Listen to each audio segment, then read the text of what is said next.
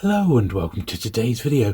This time we're taking a look through my vintage Puffin storybooks from Puffin Story 101 up to the introduction of ISBNs, which is around Puffin Story Book 350, plus a few related bits and pieces along the way. So sit back, relax, and let's take a look.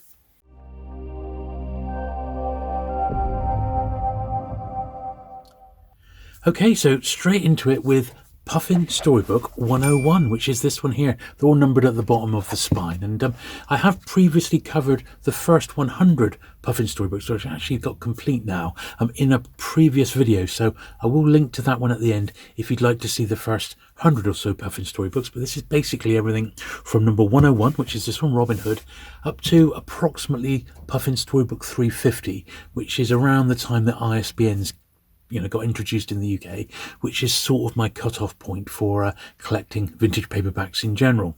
I've got a real soft spot for the Puffin storybooks. I had many when I was growing up, and I really do like them. This is, once again, a bit of a classic. It's by Roger Lancelyn Green.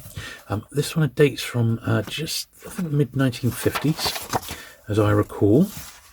1956, and this is sort of typical of a Puffin of the period. The series has been edited by Eleanor Graham at this point. K Webb hasn't quite taken over yet. If I know the cover artist, or the cover artist is actually credited, then I will point that out. But I don't know who did that one. I think that's just a house one. So that's the first one there. Then we got 102. Now I haven't got complete runs, sadly, of the Puffin storybooks between 101 and 350. 101 to 200 isn't too bad. I'm not missing that many, just a handful. From 200 up, they do get quite patchy, but I have brought down everything that I've got in my collection right now, as it stands in 2024. So, 4 mysteries solved by Norman and Henry Bones. Anthony C. Wilson. This is 102. And quite a few of these would have the odd illustration in. I wouldn't say they were illustrated, but they've got, like that one, it's just an odd page here or there. And these are the sort of books that would have been designed for the young adults. We will see later on that they do release Puffins for a slightly younger audience, which we'll have a look at in a while. This is 103 here, Red Cat Runs Away, Road of Power. And I would imagine that if you're watching these and you had some Puffin books when you were young, that we're going to be bringing back a few memories, I would imagine. Certainly there was many memories, and my all-time favourite ones I shall definitely point out as we go along. We've already had a few of those in the first 100 here. This one's got a little label inside here. Previous owner's name. Smuggler's Wood, The Secret of Smuggler's Wood. R.J. McGregor.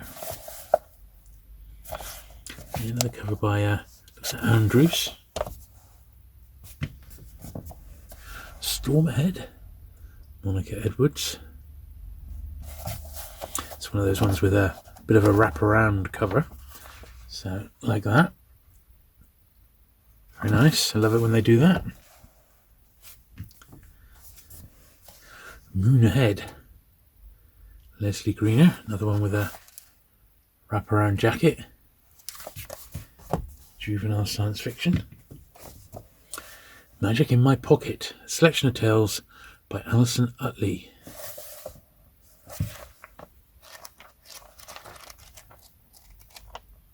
And of course, I think it says a lot for Puffin as a brand, because they're still around today, and when you buy a Puffin storybook, even today, you sort of know what you're going to be getting. It is a sign still of quality, I believe. The Haunted Reef.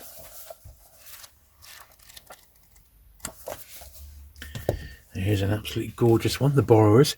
I wouldn't mind a slightly better copy of this, because mine's got a little sticker removal mark there, but what an absolutely gorgeous jacket that is, isn't it? Beautiful. Now, is it the same illustrator inside? Let's have a look here. With illustrations by Diana Stanley. So I can only assume that Diana did the cover as well. Looks the same style, doesn't it? Very, very nice. Puffin quiz book, the second Puffin quiz book. These ones which aren't actual storybooks, I think are harder to come across. You know, these ones with crosswords. As expected, the odd one flicking through has been completed. I honestly don't mind that. It just shows the book's been used, you know, for its original purpose. So I don't mind a bit of that in like crossword or puzzle books. 113 here is The Perilous Descent into a Strange Lost World. Bruce Carter. But yeah, I very much enjoyed going through the first 100, which, as I said, I have now licked. But I couldn't quite believe that was a couple of years ago. So I thought, blimey, the rest of the collection is somewhat overdue. I have had a few. I've had some donated by viewers from the channel who knew I was looking for certain books, which has been fantastic. And I have tried, on the whole, to try and concentrate on the gaps between 1 and 200. I said I haven't quite got them all, but I'm almost there, you know. And once I've licked that, then I shall concentrate on 200 to 300. But basically anything pre-ISBN that I haven't got, I do like to pick up. Another very, very nice one here. The Treasure Seekers. The wraparound cover on this one. I believe it's the same artist, isn't it? 1958, this one. Cecil Leslie. Illustrations by Cecil Leslie. Oh yeah, and you can just see a signature down the bottom of the cover there. So very, very nice. This is one of those factual ones, Going into the Past, book on archaeology by the look of it.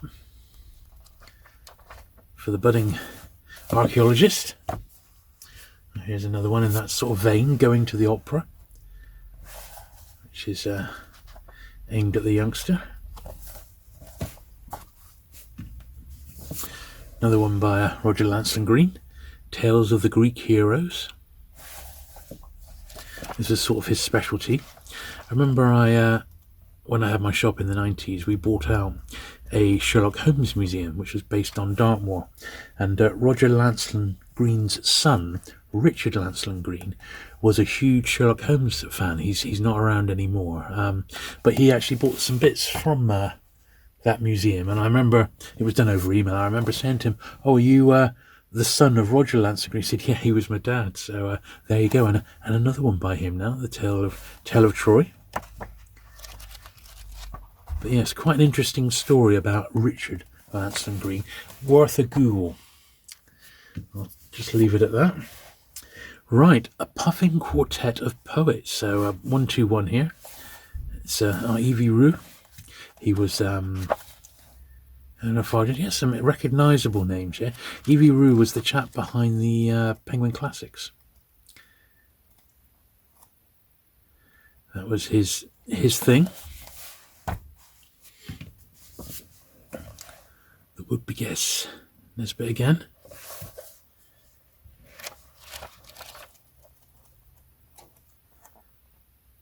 Lovely stuff. You often see these sort of, previous owners' names, and this one was owned by Jeanette Thompson. Given by the Gowers, Christmas 1959. It's brilliant, isn't it? I love little bits of history like that. I really do.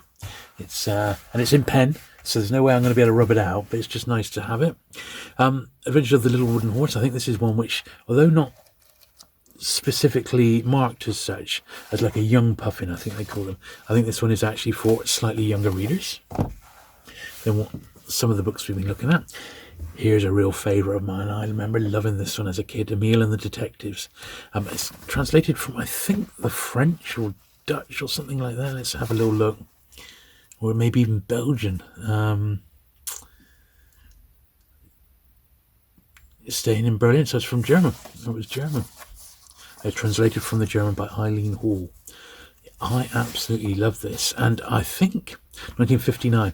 I vaguely remember growing up in the 70s that this book might have been read on Jackanory for a week. They used to they'd pick a book, and for 1 week they would read it. And I think Emil and the Detectives was one of those. But I remember having a reprint of the book. But that's a slightly beaten up copy of the original edition from 59. The Cave Twins, Lucy Fitch Perkins. Yes, I wouldn't mind a better copy of Emil if I could find one. Here's another real classic, Five Children and It, illustrated by H.R. Miller. Once again, I remember this one as well.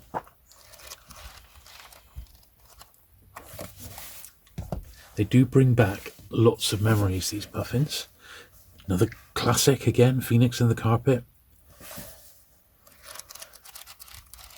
It looks like this was a little, very similar to what Penguin did with their main series. They would release a few by the same author, all in consecutive numbers. So that's 3 in a row there. 128, 129 and 130. This is the last one, Story of the Amulet. This one I'm less familiar with. But I think collecting Puffin is quite tricky. Because the books were generally aimed at children, they just haven't really survived in the same sort of numbers. And you rarely see some of these Puffins, particularly the 50s and 60s ones. I don't think they sold in the same sort of numbers as the earlier ones, personally, which seemed to be quite available, you know.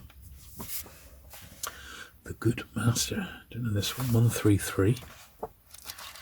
Let's see, I've got a lot in this second 100. I'm not missing many, but it does get much more patchier as time goes on. Sabotage at the Forge. Looks like a mining one, that. A story for boys set in Tyneside Steelworks. Okay. Interesting. Locale. Story of Jesus, Eleanor Graham. You'd often have the odd sort of religious-based title throughout the Penguin list, in actual fact, and Pelicans. 6 Great Englishmen, another historical non-fiction. Interesting to see Churchill there on the front.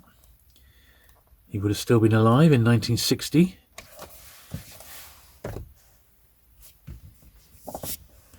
The Namesake, Seawater Hodges. Now this one looks completely out of place, and it may be that if it is the first printing, it was maybe a number that Puffin had to go back and reuse at a later date.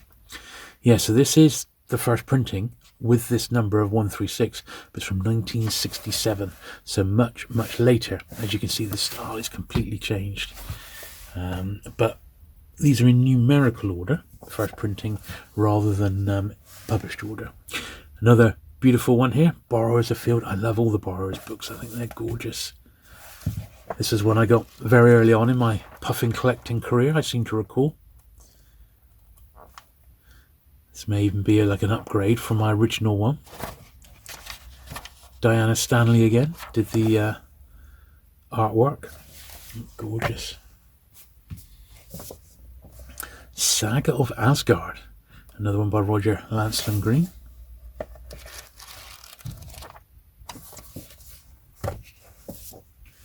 Fell Farm Campers. Another classic, Marjorie Lloyd. This one's got a wraparound jacket. Oh, gorgeous stuff.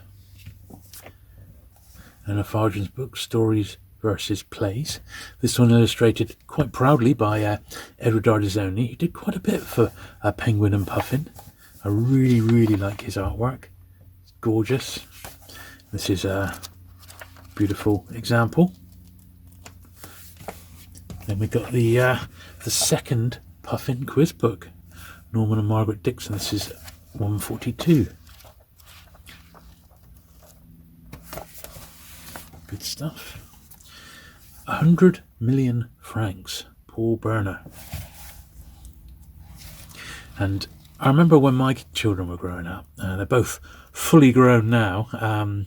My youngest is 17, getting on 18 this year, Sam. But when they were growing up, I would read to them every night. And I let them both look through my Puffin storybook collection, and we read through a lot of the classics.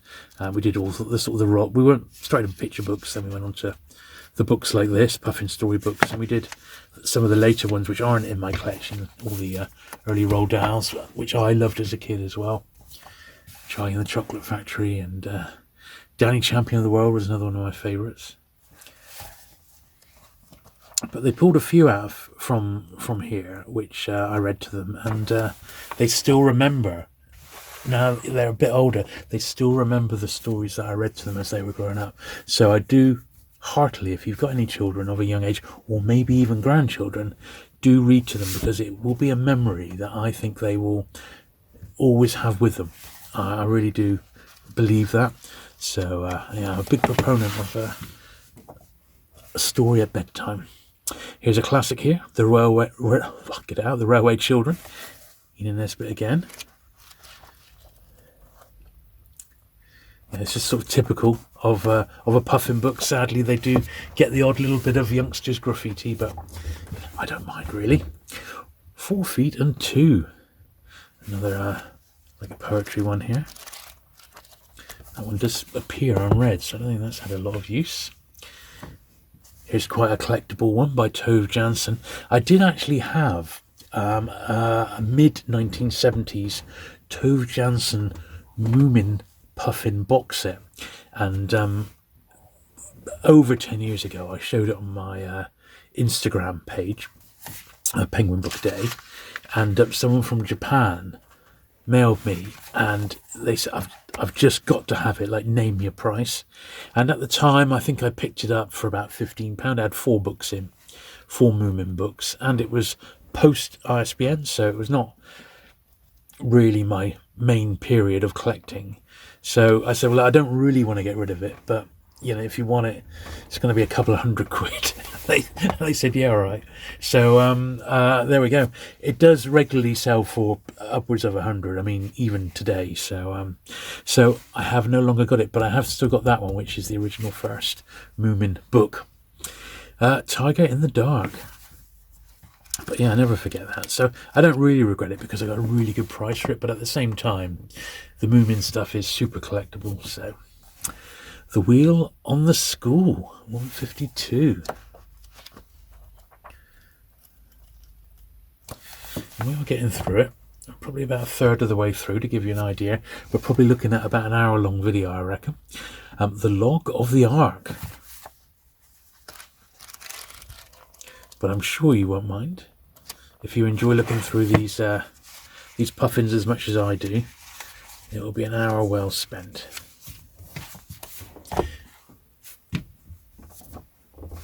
Carbonell, Barbara Slay.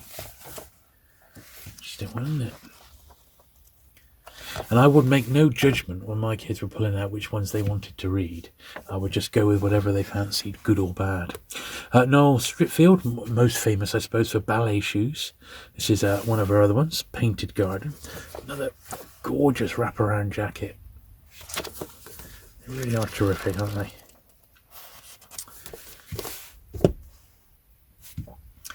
£161, probably the most collectible of all the, well, it is the most collectible of all the Puffin Story books. The first paperback printing of The Hobbit.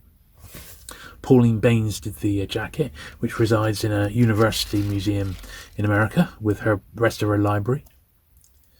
Very, very nice, 1961. I've had 3 copies of this, and this is still the best one of the 3 that I've had, but it's a tough one to find tip-top nick, that. It really is. The Street Musician, Paul Burner. Goes for about £70-80, that copy of The Hobbit. So yeah, quite a collectible little title, that one. Another great one here, The Otterbury Incident, C.D. Lewis, illustrated by Ardizoni again. And it looks like the books that he illustrated, they do really shout about it on the front jacket, don't they? They let you know that this was an Ardizoni illustrated book. There's something magical about them, though, isn't it? There really, really is. Good stuff. The Happy Prince and Other Stories, Oscar Wilde, 164. Well, we all know Oscar Wilde, don't we? It's a nice edition again, isn't it? Gorgeous. Look at that.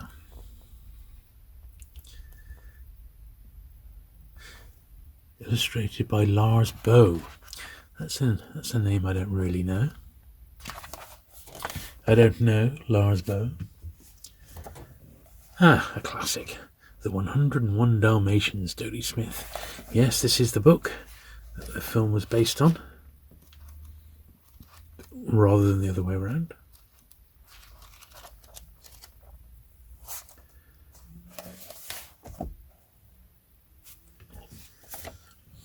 Greyfire's Bobby, Eleanor Atkinson.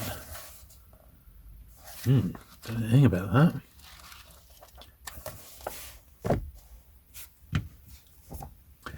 Anti-Robo, or Anti-Robbo, Anne Scott Moncrief. This is at 170.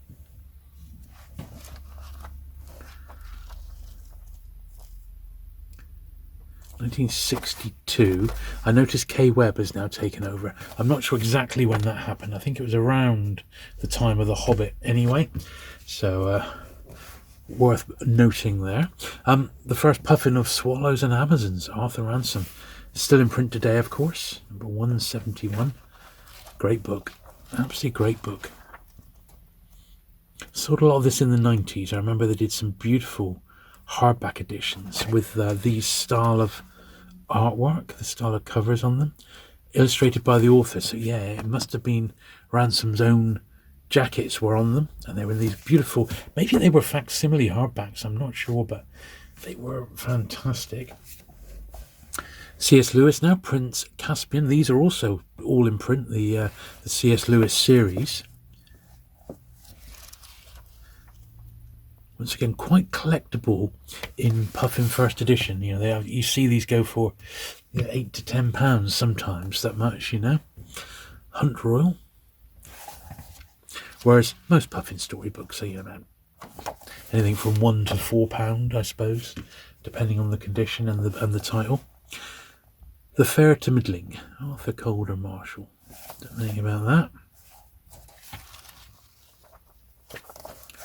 So it looks like it's got a wraparound, yeah.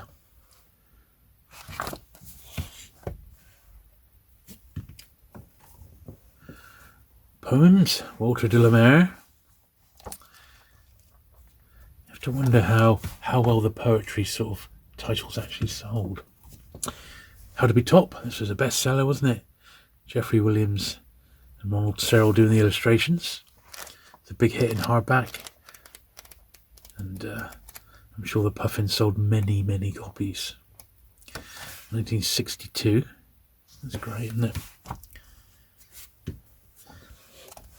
And this one, well, this has got a very, very special place in my heart and my collection. I loved it as a kid. I read it to my kids when they were growing up. This is the very first Paddington Bear book. A bear called Paddington, Michael Bond. Puffin Story Book 179. Look at this. So the hardback was first published in 1958 by HarperCollins, and this paperback edition 4 years later. And it's just, look at this. This is the very first appearance of Paddington in paperback form here. So please look after this bear. Mr. and Mrs. Brown first met Paddington on a railway platform. In fact, that was how he came to have such an unusual name for a bear, for Paddington was the name of the station. The Browns were there to meet their daughter Judy, who was coming home from school for the holidays. It was a warm summer day, and the station was crowded with people on their way to the seaside. Trains were whistling, taxis hooting, porters rushing about shouting at one another, and altogether there was so much noise that Mr. Brown, who saw him first, had to tell his wife several times before she understood. A bear? On Paddington Station? Mrs. Brown looked at her husband in amazement. Don't be silly, Henry. There can't be. And there you go. I could have done the whole book. Gorgeous, eh? Absolutely gorgeous. The 13 Clocks, James Thurber. And The Wonderful O. This is another one with a cool perspective wraparound cover.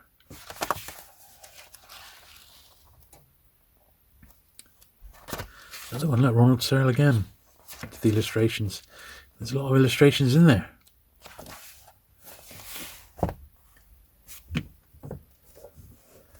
Friday's Tunnel, John Verney. This is 181.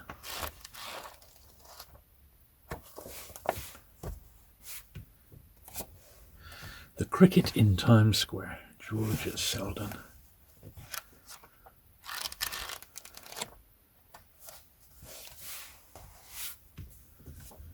Oh, another absolute utter classic. The Little Prince, the first paperback of that. A real modern classic, you could say. My copy's not the best. It's extremely popular. This one tends to go for good money in first printing. 25 to 35 pounds I've seen this one sell for. It just doesn't really turn up, but you can see why. It's so gorgeous. Absolutely gorgeous. Yeah. Beautiful, beautiful book, this one. And if you ever see it in any condition, pick it up. If you see one in better condition than that, give me a shout, because I'd like to upgrade my copy. Another one. I mean, they just keep coming, don't they? This is another one that I read time and time again as a kid and loved it. Read it to my kids and they loved it as well. Charlotte's Web. It's just brilliant. Yeah, author of Stuart Little. It's just so good. Absolutely love this one. When was this first printed? 1963, this one.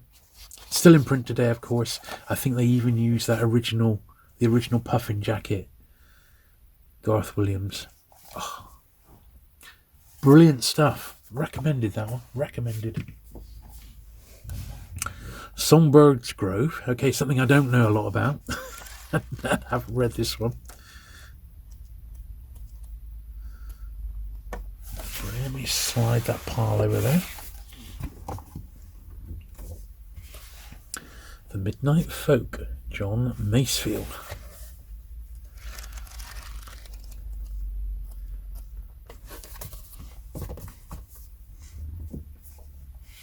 White boots.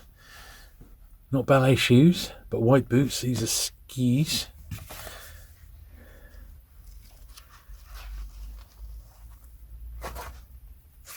Not skis, I should say ice skates, I should say, not skis. 1963, so evidently an ice skating one. By the author of Ballet Shoes. So she evidently had a thing about feet, didn't she, old Noel? 5 Dolls in a House, Helen Clare. Now this one is in B format, for starters, so it's much bigger than a regular. It's still the popular B format. This is what most books are published in these days, and that's an A format. So it's B format, and it also says a young Puffin. So this was the distinction that was made. So the text is slightly larger than the normal book. No actual, I was expecting more pictures, in all honesty, in this particular one. But I think these are probably the hardest ones of all to get, because they're pretty much for the 6 and unders, possibly 6 or 7 year olds and under. So less likely to have survived. Ask any person who collects children's books professionally, as a dedicated hobby, and they'll tell you how hard they are to get hold of. I'm glad I just restrict myself to these Puffins, to be honest. But you do see it in other areas, like the Doctor Who paperbacks, because they're not high literature. Lots of children read them, and consequently they're difficult to find nice ones.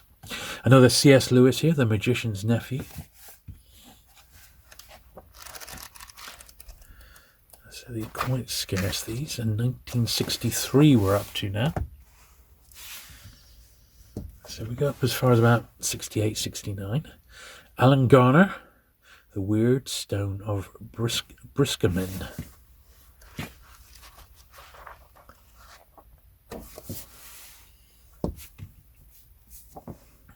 Little House in the Big Woods.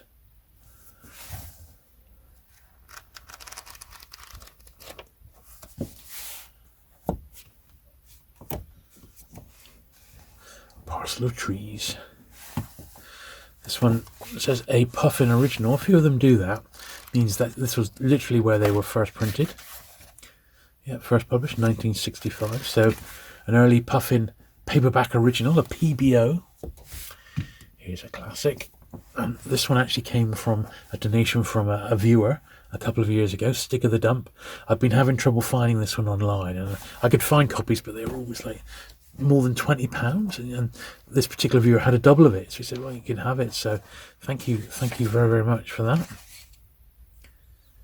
1963. Yeah, I remember loving that as a kid. Another one by Ardizoni, illustrated by Edward Ardizoni. The Spanish Cave, Geoffrey Household. And Geoffrey Household, I believe, wrote some crime titles for Penguin. Peter Barrett did the cover. Yeah, it doesn't give a biography of Geoffrey Household, but I'm sure he'll be familiar to any crime fans watching today. Mulbridge Manor, James Reeves.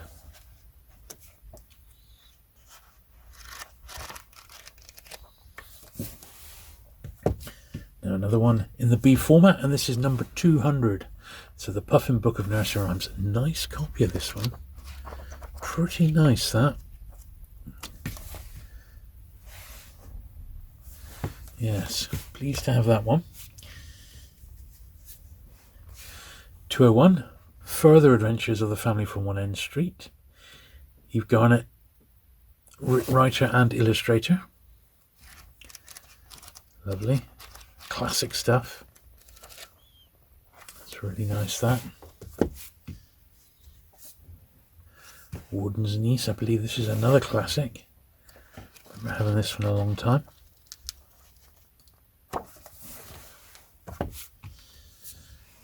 Yep, Little House on the Prairie.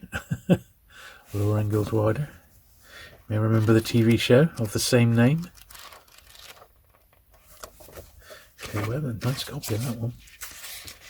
1964 now, so we are these are all now 60 years old, if you can believe it. It's just incredible, isn't it, when you think of the age of these.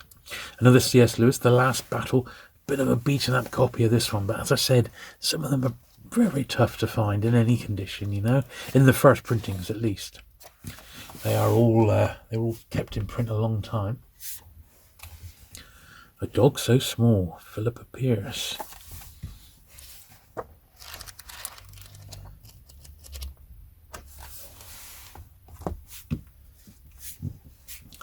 Black Symbol, 207.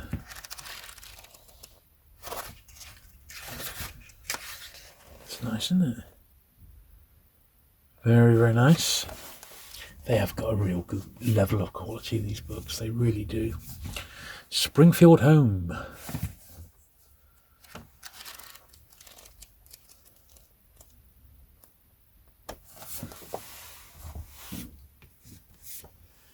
Henry Treece, The Children's Crusade.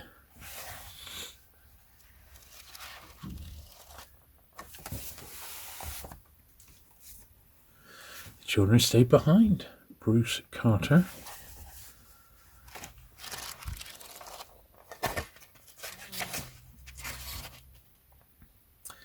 (1964) for the Puffin edition. 12 Dancers.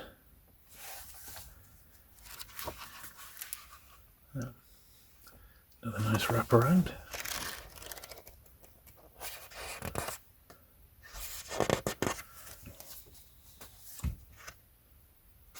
Interesting, for boys and girls of 10 to 14. So that gives you an idea of the target readership there. Aidan and the Strollers, Frederick Grice.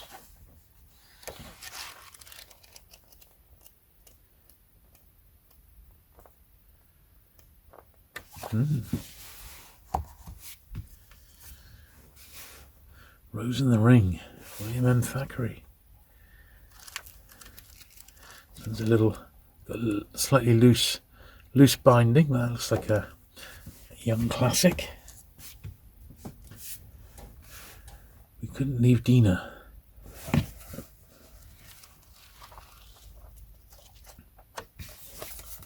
Cool, need to make a little bit more room here. Another one that ended up as a Disney movie, The Rescuers, Marjorie Sharp. Lovely little book. And I'm sure you remember this one, The Box of Delights. It's had that great BBC adaptation in the early 80s with Patrick Troughton. It's about 1984, wasn't it? 84, 85. But this is the original book, John Masefield. Horned Helmet, Henry Treece, a Vikings one, I seem to recall. Yeah. Good stuff. Charles Keeping did the cover there, I spotted. Another great one, Phantom Tollbooth. This one's still around today. Norton Juster, probably with a different cover.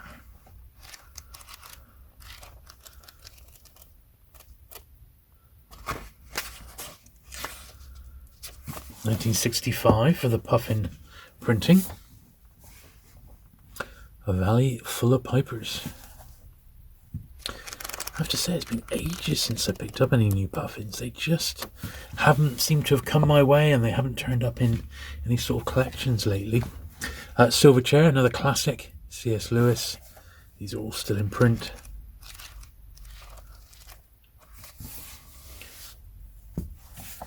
As is this one, of course, The Horse and His Boy. They all use the same exact. Puffin still use the same jackets. They're absolute classics in their own right, very high quality.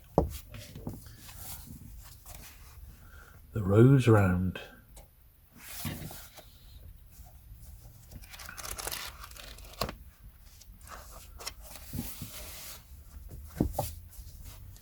A Book of Princesses.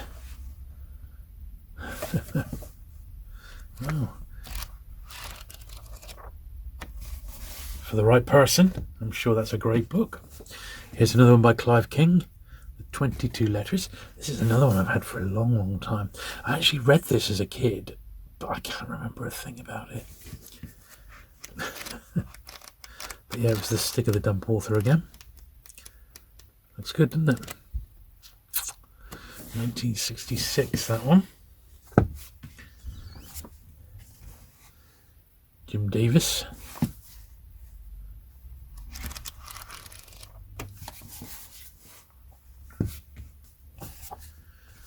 The Cave. Richard Church.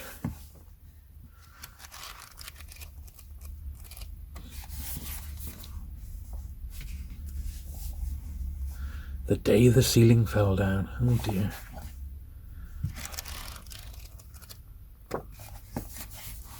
Another B format now. Ponder and William. Remember getting this one actually in the Iron Bridge bookshop in Iron Bridge near in the Midlands. Remember getting it there. I think it was just a few pounds, and I was really pleased because it's one of those young Puffins.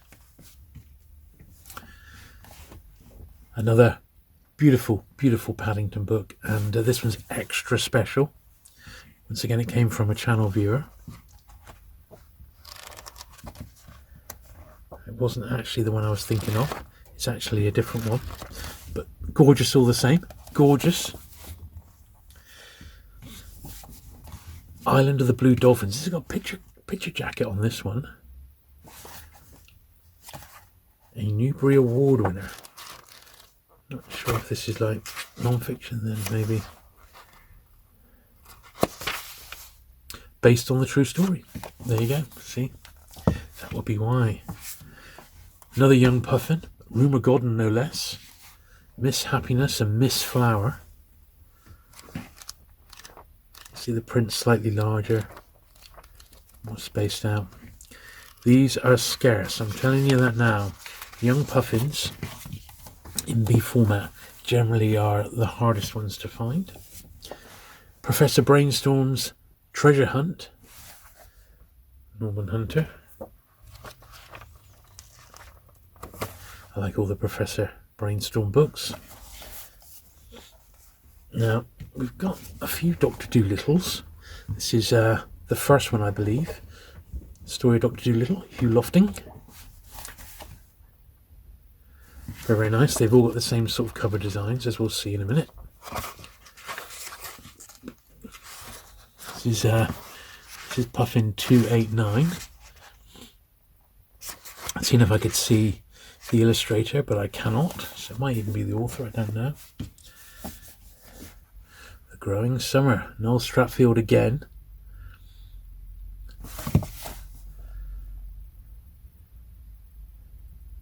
The LWT serial, The Growing Summer. So this is a TV tie-in. An early TV tie-in for The Growing Summer. Never heard of it. Paddington Abroad. Another Michael Bond. Bit of a lower grade copy of this one. I haven't got all the Paddington books, but I've got most of them in Puffin first. Might be missing one or two. Gumball's Yard, John Rowe Townsend. Very nice. Let me make a little bit more room again. Well, I'm rapidly running out of room here on my table, but, you know, I've got just about enough room to get this last little selection in for you. This is number Puffin Story Book 306, The Copper Nail. As I said, I got much more patchy of a collection after 250, really. This is 1967. The Penny Pony, another young Puffin in B format.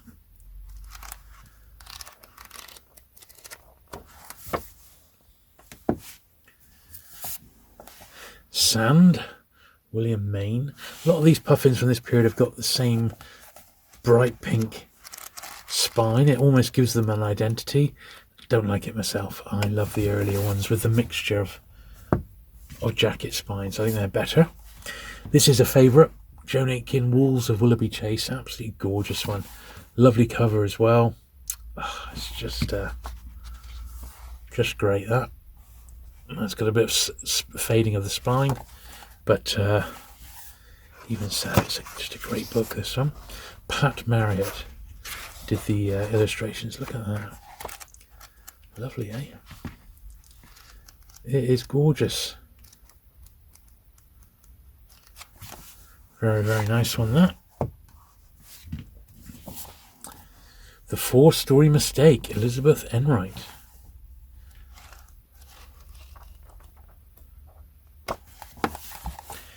Now here is my rather special Paddington here. Paddington Marches On. And this was once again a donation from a viewer of the channel. And it is signed, no less, to James, with all good wishes, Michael Bond. There we are. So it's a real treasure, that one. Beautiful, beautiful copy, signed, of another gorgeous Paddington book from 1968. Look at that, 55 years old. Little O, another young Puffin, big thick one, this one actually. In nice condition. Name inside, but still, that's a good one. Patrick Kentigern Keenan by Molly Hunter. It's like another sort of historical figure, by the looks of it. 345, Black Hearts in Battersea. Another one by Joan Aitken. Aiken.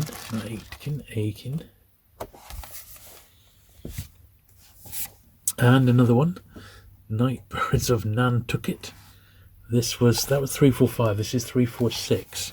So once again, they've released a couple by the same author simultaneously, I would imagine.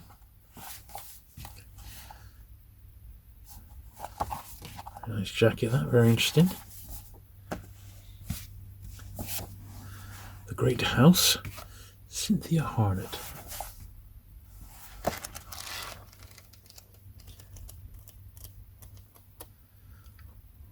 Lovely. 353, The Devil in the Fog, Leon Garfield.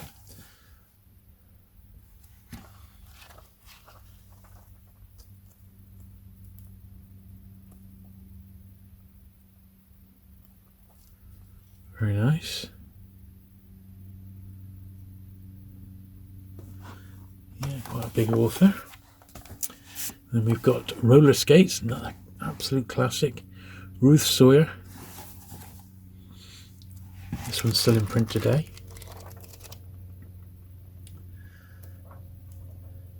Shirley Hughes was the illustrator of this one before she did her own books. Very, very nice. Here's that Dr. Dolittle box set I was telling you about. Ooh. Got 4 books in. Oh, here we are. I am intending to do a video on Penguin and Puffin box sets because I've got quite a few now. Usually when you get box sets, the books inside are usually top quality and top condition. Not the case with these. So we got the 4 books: Dr. Dolittle in the Moon, Dr. Dolittle's Garden, his Caravan, Dr. Dolittle's Caravan. Really funky covers on these, aren't they? And then Dr. Dolittle's Circus. I do wish I knew who did the artwork. Can it be the author? I don't know. I don't think it is, but it is told and illustrated by Hugh Lofting. Well, there we are. So we've solved our own question there, our own dilemma, and it was actually the author. I thought it must be. Yeah, so quite a nice little box set. Don't think it's too difficult to find this one if you like Dr. Dolittle. I don't mind him. I'm not a massive fan, but it's quite a nice little set to track down with the 4 books in. And then a couple more here still. So we got A.A. Milne, yes, Winnie the Pooh fame, Once on a Time. This is 377, so Puffin Story Book 377, and this is dated 1968. And then we got one more, which is another B format, and it's another one by Michael Bond, but it's one of his Thursday books. Here Comes Thursday rather than Paddington, in B format again. Yeah, Puffin Story Book 383. Also from 1968. So that's all my collection of Puffin storybooks, but I have got some more stuff to show you. Okay, so I pulled the camera right out so we can fit in these slightly later Puffin books that are in my collection. So these are hardbacks, and they're annuals. So annuals were all the craze in the UK. Well, from the 50s, really, you could say, even earlier than that. And this actually has got a number. It says Puffin Storybook 700. But it's obviously in the realms of ISBN, and there's 3 annuals, all in Puffin form here, and they are good. They're lovely books. I'm just looking, this is 1974 for this one, and there are people who absolutely love the Puffin stuff from the 1970s. I'm not that much of a fan of it, even though it's what I had when I was a kid. But these annuals are very, very easy to come across. They're not expensive, less than, I suppose, about £5 each. You could pick them up if you want to. And they are quite nice bits of related sort of Puffin memorabilia, as it were, apart from the paperbacks. And being in hardback, I said that the copies have really, really survived, so they're not difficult to find. But 70s Puffin stuff has all got this sort of very distinctive design, which I'm not a massive fan of. Puffin Storybook 800 for this one, for number 2. Yeah, I don't know what it is. I just prefer the earlier Puffin product to this, really, And one thing we've not shown on the channel at all as yet is early Quentin Blake is my Puffin picture books, of which I've got about 50 or so. I've got about half basically of what's been published. There's some very, very expensive ones. I've got a handful of the slightly rarer ones, shall we say. So if you're interested in having a look at perhaps what I've got, because it's definitely not complete, but I've got quite a nice run, it would make a fairly interesting video. Here's the last one in the annuals, Puffin's Pleasure. Slightly shorter format this one, but still an annual. Can't quite see if it's got a PS number there. But this would have been the year after, I guess about 76, I guess, for this one. And it's a great advert for the brand, of course, which was very much a thing, even in the 70s, much as it is today, in actual fact. Now, the last thing I did want to show you, albeit briefly, because I did do a video where I went through these in a bit more detail, it's this postcards from Puffin.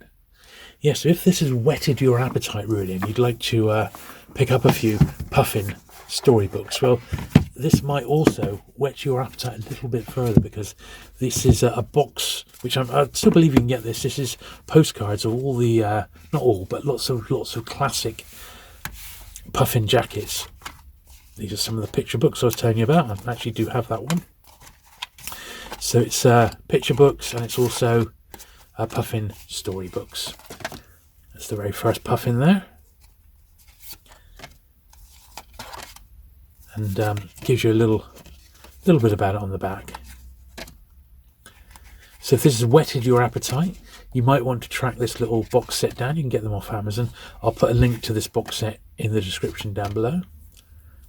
Very nice. I don't know where the copies have come from, because some of them are far the worse for wear. They should have asked me. I could have given them a slightly better copy to scan from.